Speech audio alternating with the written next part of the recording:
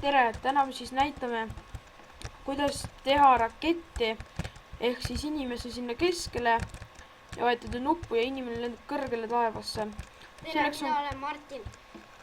Selleks on vaja siis obsiidiani Redstone'i ja nuppu, vett. dünamiiti ja kõik. Siis lähete, algul me näitame, kuidas see toimib. Lähete siia ja vajutate siia keskele seda nuppu. Nii, siis läheb Peate olema vee sees. Täitsa keskel peate olema. Ja siis lendate õhku ja siis kukute alla.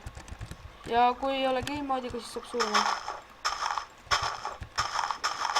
Nii, siis nüüd me näitame siis, kuidas seda teha. Kui mingisuguseid õpetusi on teil vaja, siis kirjutage kommentaaridesse. Oi, valesti läks.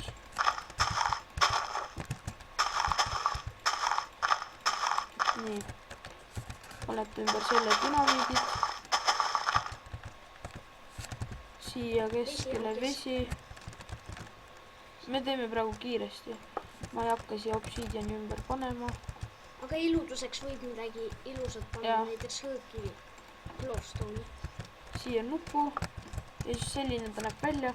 Siis lähete siia keskele, nagu ma juba ütlesin. Ja siis võete nuppu ja siis lendate.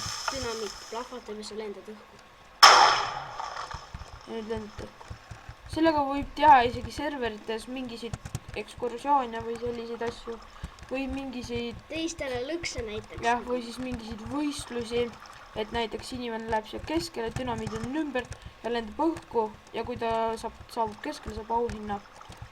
Nii et siis tänasest sellest videost on kõik. Subscribe ja like. Täna oli siin Sten ja Martin. Head aega. Head aega.